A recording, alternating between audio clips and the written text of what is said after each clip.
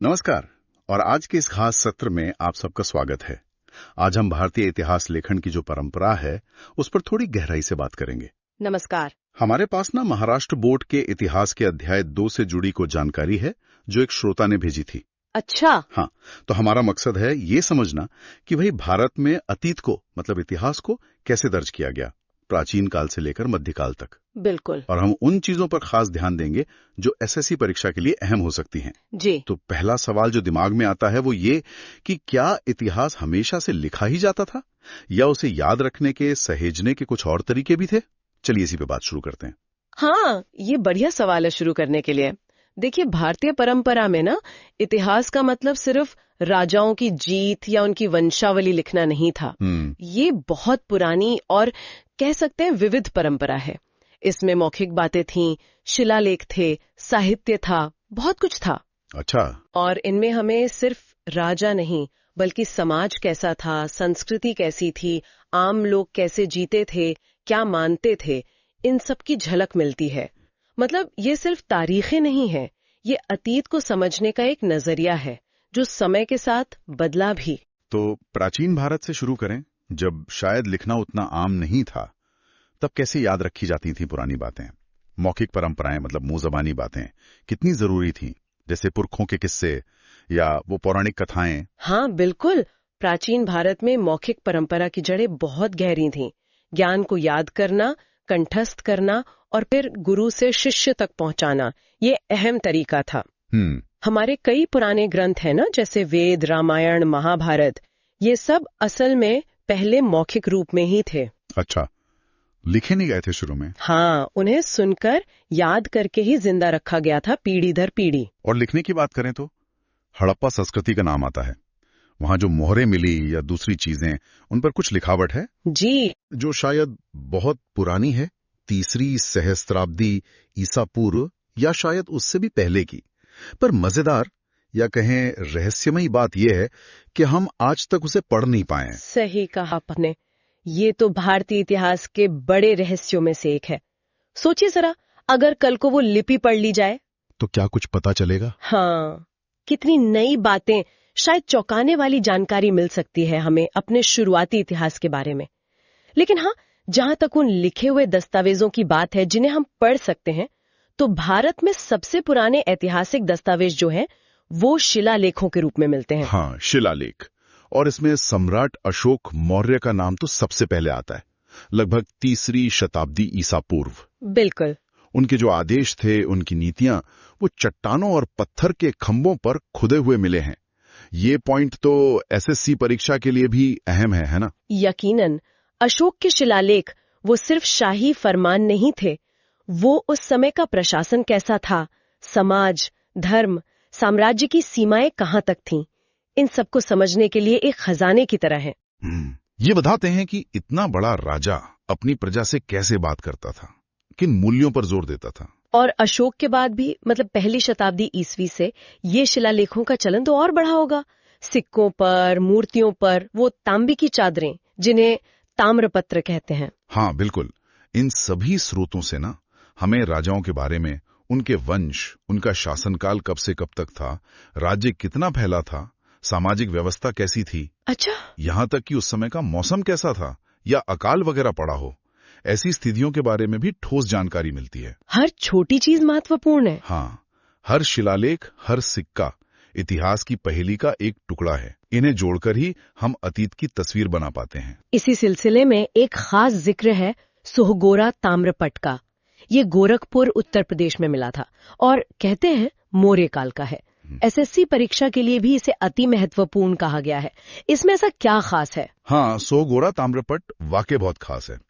एक तो ये ब्राह्मी लिपि में है। जी, इसमें कुछ निशान बने हैं, जैसे पेड़, पहाड़, पर सबसे दिलचस्प है एक इमारत जैसी आकृति, जिसे विद्वान मानते हैं कि वो अनाज का भंडार मतलब ग्रैनरी है। अनाज का भंडार? हाँ। और शिलालेख में जो लिखा है उससे लगता है कि शायद ये आदेश था कि अकाल जैसी कोई मुश्किल आने पर इन भंडारों से अनाज बहुत सावधानी से बांटा जाए। अरे वाह, ये तो बड़ी बात है ना? ये उस समय की प्रशासनिक सोच, उनकी दूरदर्शिता दिखाता है। मतलब संकट के समय कैसे प्रबंधन करना है, ये सोच थी। ये शायद पहला ऐसे सबूत है जहां राज्य अकाल हाहत की योजना बना रहा है। ये सिर्फ एक आदेश नहीं, ये दिखाता है कि शासन शायद आम लोगों की जरूरतों का भी ध्यान रखता था। ये तो सच में कमाल की जानकारी है। तो शिलालेख तो हो गए, इसके अलावा प्राचीन भारतीय साहित्य जैसे रामायण, महाभारत, पुराण या फिर जैन और बौद्ध ग्रंथ, इनका भी योगदान रहा होगा इतिहास दर्ज करने में। बिल्कुल रहा। और साथ ही जो भारतीय लेखकों ने लिखा या विदेशी यात्री आए, उनके अनुभव। हाँ, ये जो साहित्यिक स्रोत है ना, ये उस दौर के समाज, धर्म, संस्कृति की एक तस्वीर दिखाते हैं। पर यह ध्यान रखना पड़ता है कि महाकाव्यों और पुराणों में ऐतिहासिक सच के साथ कल्पना, मिथक भी मिले होते हैं। अच्छा, तो इतिहासकारों को सावधानी बरतनी पड़ती है। हाँ बिल्कुल, उनका विश्लेषण बहुत ध्यान से करना होता है। इसी संदर्भ में एक नाम बहुत अहम है, बाणभट्ट, 7वीं शताब्दी ईस्वी के। उन्होंने हर्षचरित लिखा। हाँ, राजा हर्षवर्धन की जीवनी, ये भी एसएससी के लिए जरूरी बताया गया है। जी, पर हर्षचरित को सिर्फ एक राजा की जीवनी से ज्यादा क्यों मानते हैं? क्योंकि बाणभट्ट ने सिर्फ हर्षवर्धन की तारीफ नहीं की, उन्होंने कोशिश की कि उस समय का जो सामाजिक माहौल था, आर्थिक स्थिति, राजनीति, धर्म, संस्कृति, उसका एक सच्चा जीता जागता चित्र खींचा जाए। मतलब सिर्फ राजा की कहानी नहीं, ये उस युग को समझने के लिए खिड़की जैसी है। सिर्फ एक व्यक्ति नहीं, बल्कि उसके समय का भारत कैसा था, उसका प्रतिबिंब है। चलिए अब थोड़ा आगे चलते हैं, मध्यकाल की तरफ। इस दौर में इतिहास लिखने के तरीकों में क्या बदलाव आए? कल्लण का नाम बहुत लिया जाता है। 12वीं सदी में राजतरंगिणी लिखी उन्होंने, कश्मीर का इतिहास। कहते हैं ये आधुनिक इतिहास लेखन के काफी करीब है। हाँ, राजतरंगिणी को भारतीय इतिहास लेखन में एक मील का पत्थर माना जाता है। कल्लण की खास बात थी उनका नजरिया, उनका तरीका। मतलब वो सिर्फ घटनाओं को लिख नहीं रहे थे, वो एक इतिहासकार की तरह सोच रहे थे, स्रोतों पर सवाल उठा रहे थे, उनकी जांच कर रहे थे। अच्छा, तो वो बाकियों से अलग कैसे थे? क्या उन्होंने सुनी सुनाई बातों पर यकीन नहीं किया? बिल्कुल। कल्हण ने अपना ग्रंथ लिखने से पहले काफी रिसर्च की थी। उन्होंने शिलालेख देखे, सिक्के, पुराने स्मारक, जो राजवंशों के सरकारी कागजात थे वो देखे, और यहाँ तक कि जो स्थानीय लोक कथाएं थीं, परंपराएं थी, उनको भी खंगाला। अच्छा। और सबसे बड़ी बात, उन्होंने इन सभी स्रोतों का आलोचनात्मक मूल्यांकन किया, मतलब उनकी सच्चाई परखी, उनमें अगर कोई विरोधाभास था तो उस पर गौर किया। ये तो उस जमाने के हिसाब से बहुत आधुनिक सोच हुई। हाँ बिल्कुल, इसीलिए राजतरंगिणी को अक्सर भारत का पहला व्यवस्थित और आलोचनात्मक ऐतिहासिक ग्रंथ कहते हैं। एसएससी के छात्रों को ये पद्धति, ये तरीका जरूर याद रखना चाहिए। ये तो वाकई कमाल है। अच्छा, मध्यकाल में फिर दिल्ली सल्तनत आई, फिर मुगल आए, तो अरबी और फारसी इतिहास लेखन का असर भी तो बड़ा होगा। निश्चित रूप से मुस्लिम शासकों के दरबारों में इतिहास लिखने को काफी बढ़ावा मिला, और इसमें अरबी और फारसी परंपराओं का गहरा असर दिखता है। इस दौर के इतिहासकारों में एक नाम बहुत अहम है, जियाउद्दीन बर्नी। हाँ, तारीख फिरोज शाही के लेखक, ये भी एसएससी के लिए जरूरी है। जी। बर्नी में क्या खास था? क्या वो भी दरबारी इतिहासकारों जैसे ही थे, मतलब बस राजा की तारीफ करते थे? नहीं, यहीं पर बर्नी की सोच अलग और महत्वपूर्ण हो जाती है। उनका मानना था कि एक सच्चे इतिहासकार का फर्ज सिर्फ शासक की कामयाबियों और अच्छे कामों को बताना नहीं है। तो फिर क्या? बल्कि उसकी जो नाकामियां रही, जो गलत नीतियां थीं और उनके जो नतीजे निकले, हाँ, उनको भी लिखना उतना ही जरूरी है। अरे, बर्नी मानते थे कि ऐसा करने से जो आने वाले शासक हैं वो अतीत की गलतियों से कुछ सीख सकते हैं। ये उस जमाने में जब इतिहास अक्सर राजा की तारीफ के लिए ही लिखा जाता था, एक बहुत कह सकते हैं हिम्मत वाली बात थी। तो उन्होंने इतिहास का दायरा कैसे बढ़ाया? मतलब सिर्फ राजनीतिक घटनाओं से आगे भी देखा? हाँ, बर्नी ने इतिहास को सिर्फ राजाओं और लड़ाइयों तक ही नहीं रखा। उन्होंने उस दौर के जो विद्वान थे, सूफी, संत थे, उनकी शिक्षाएं क्या थीं, समाज पर उनका क्या सांस्कृतिक असर पड़ा, इन सबको भी इतिहास का हिस्सा माना। अच्छा। वो मानते थे कि समाज, संस्कृति, विचार, ये सब इतिहास का अहम हिस्सा हैं। इन्हें अनदेखा नहीं कर सकते। उन्होंने इतिहास के कैनवस को बड़ा बनाया, ज्यादा चीजों को शामिल किया। ये तो एक तरह से इतिहास के मकसद को ही नई परिभाषा दे दी उन्होंने। फिर मुगल काल आया, उस दौर के इतिहास लेखन में क्या कुछ नयापन था? मुगल दरबारों में इतिहास लेखन का रूप थोड़ा बदला।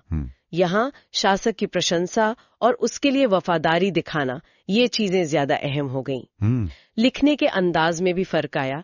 अलंकारिक भाषा, खूबसूरत शायरियां और शानदार चित्र, इनका इस्तेमाल होने लगा। अच्छा, मतलब दिखाने में भी भव्य लगे। हाँ, मकसद ये भी था कि ग्रंथ दिखने में सुंदर और आकर्षक लगें, जो बादशाह की शान के मुताबिक हों। लेकिन इस दौर में भी कुछ ठोस ऐतिहासिक काम तो हुए होंगे, जैसे मुगल साम्राज्य के संस्थापक बाबर ने तो खुद अपनी आत्मकथा लिखी थी, है ना, तुज़ुक-ए-बाबरी। हाँ, बाबर की आत्मकथा तुज़ुक-ए-बाबरी, जिसे बाबरनामा भी कहते हैं, वो एक असाधारण दस्तावेज है। और हाँ, एसएससी परीक्षा के लिए भी ये बहुत महत्वपूर्ण है। उसमें क्या खास है, सिर्फ लड़ाइयों के बारे में? नहीं, बाबर ने उसमें सिर्फ अपनी जीती हुई लड़ाइयों का ब्यौरा नहीं दिया, बल्कि वो जिन जिन इलाकों से गुजरा, वहाँ के लोग कैसे थे, उनकी अर्थव्यवस्था, उनके रीति रिवाज, अच्छा, यहाँ तक कि वहाँ के पेड़ पौधे, जानवर, इन सब का बहुत बारीकी से और बड़ा सजीव वर्णन किया है। ये हमें उस समय के भारत की जमीनी हकीकत की एक दुर्लभ झलक देता है, वो भी सीधे शासक की नजर से। ये तो दिलचस्प है। और अकबर के समय में अबुल फजल की अकबरनामा, हाँ, उसे भी बहुत ऊंचा दर्जा दिया जाता है इतिहास लेखन में। बिल्कुल, अकबरनामा अपने आप में एक बहुत बड़ा और प्रामाणिक काम माना जाता है। अबुल फजल का जो तरीका था ना, वो खास तौर पर ध्यान देने लायक है। क्या तरीका? उन्होंने तथ्यों की सच्चाई पर, मतलब ऑथेंटिसिटी पर बहुत ज्यादा जोर दिया। इसके लिए उन्होंने बड़ी मेहनत से सरकारी दस्तावेज, फरमान और दूसरे भरोसेमंद स्रोत जमा किए और फिर उनकी बहुत बारीकी से जांच पड़ताल की, उनका मिलान किया। जानकारी पक्की हो, इसका उन्होंने पूरा ध्यान रखा। उनका ये तरीका इतिहास लेखन में विश्वसनीयता कितनी जरूरी है, ये दिखाता है। ये मेथड भी एसएससी के छात्रों के लिए समझने लायक है। तो भारतीय लेखकों के अलावा क्या मध्यकालीन भारत के इतिहास को समझने में विदेशी यात्रियों और लेखकों ने भी मदद की? अरे, उनका योगदान तो बहुत ही महत्वपूर्ण है। अक्सर वो उन चीजों पर ध्यान देते थे जो यहाँ के लोगों के लिए आम बात होती थी, पर एक बाहरी आदमी के लिए नई और दिलचस्प होती थी। हाँ, ये तो है। सल्तनत काल में देखें तो अल-बरूनी थे, जिन्होंने अरबी में लिखा। हसन निजामी थे, ताजुल मासिर के लेखक। मिनहाज सिराज, तबकात नासिरी वाले। अमीर खुसरो तो थे ही, कवि भी और इतिहासकार भी। याहया बिन अहमद सरहंदी, इन सब ने उस दौर की अहम जानकारी दी है। और यात्रियों में कौन कौन खास थे? यात्रियों की तो लंबी लिस्ट है। मोरक्को से इब्न बतूता आए, फारिस से अब्दुल रज्जाक, इटली से मार्को पोलो और निकोलो कॉन्टी, पुर्तगाल से दुआर्ते बारबोसा और डोमिंगो पेस। हाँ, पेस ने विजयनगर के बारे में लिखा था शायद। बिल्कुल, विजयनगर साम्राज्य का आंखों देखा हाल लिखा। फिर एक और इतालवी यात्री थे, निकोलाओ मनुची, वो तो औरंगजेब के समय काफी वक्त भारत में रहे। अच्छा, इन यात्रियों ने जो लिखा है, उससे हमें मध्यकालीन भारत के समाज, व्यापार, शहर कैसे थे, रीति रिवाज, राजनीतिक घटनाएं, इन सब के बारे में एक बाहरी और अक्सर बिना किसी पक्षपात वाला नजरिया मिलता है। जब हम इसे भारतीय स्रोतों के साथ मिला के पढ़ते हैं तो इतिहास की हमारी समझ और गहरी हो जाती है। तो अगर हम इस पूरी बातचीत का एक सार निकालें तो कह सकते हैं कि भारतीय इतिहास लेखन की यात्रा काफी लंबी और बदलती हुई रही है ना? बिल्कुल। मौखिक परंपराओं से शुरू होकर फिर शिलालेख आए, साहित्य लिखा गया, बाणभट्ट ने जीवनियां लिखी तो कल्हण और बरनी जैसे इतिहासकारों ने आलोचनात्मक और ज्यादा व्यापक नजरिया अपनाया। जी। फिर मुगल काल में दरबारी इतिहास का चलन बढ़ा, जिसमें तारीफ तो थी पर साथ में काफी विस्तृत ब्यौरे भी मिलते हैं। जी। ये याद रखना जरूरी है कि हर दौर में इतिहास लिखने का मकसद और तरीका थोड़ा अलग रहा है। आपने बिल्कुल सही निचोड़ निकाला। और एसएससी परीक्षा के लिहाज से कुछ खास नाम और उनकी रचनाएं जरूर ध्यान में रखनी चाहिए। एक बार जल्दी से दोहरा लेते हैं। हाँ, बिल्कुल। सहोगौरा ताम्रपट, इसका महत्व क्या है? मौर्य काल में संभावित अकाल राहत योजना से जुड़ा है। ठीक है। हर्षचरित, लेखक बाणभट्ट, विषय राजा हर्षवर्धन और उनका समय।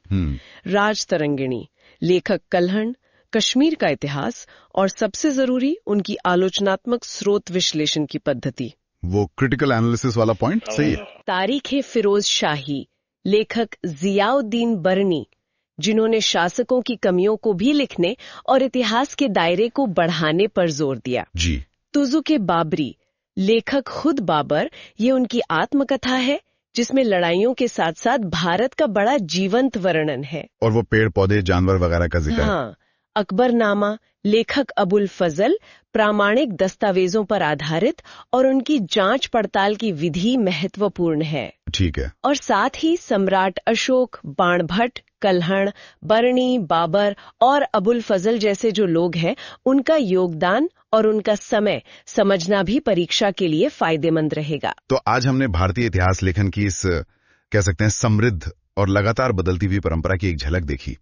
ये सिर्फ तथ्य और तारीखें जमा करना नहीं है, बल्कि ये समझने की कहानी है कि अलग अलग समय में लोगों ने अपने अतीत को कैसे देखा, कैसे लिखा और आने वाली पीढ़ियों के लिए कैसे सहेजा। और जाते जाते एक विचार छोड़ जाती हूँ, जरा सोचिए, हमने शुरू में हड़प्पा लिपि की बात की थी जिसे हम पढ़ नहीं पाए हैं। हाँ, हम उस लिपि को समझने में कामयाब हो गए तो हमारे प्राचीन भारतीय इतिहास की पूरी कहानी कितनी बदल सकती है, कौन से नए पन्ने जुड़ सकते हैं। ये एक ऐसा सवाल है जो भविष्य के इतिहासकारों और पुरातत्वविदों के लिए एक बहुत बड़ी चुनौती भी है और एक रोमांचक संभावना भी है।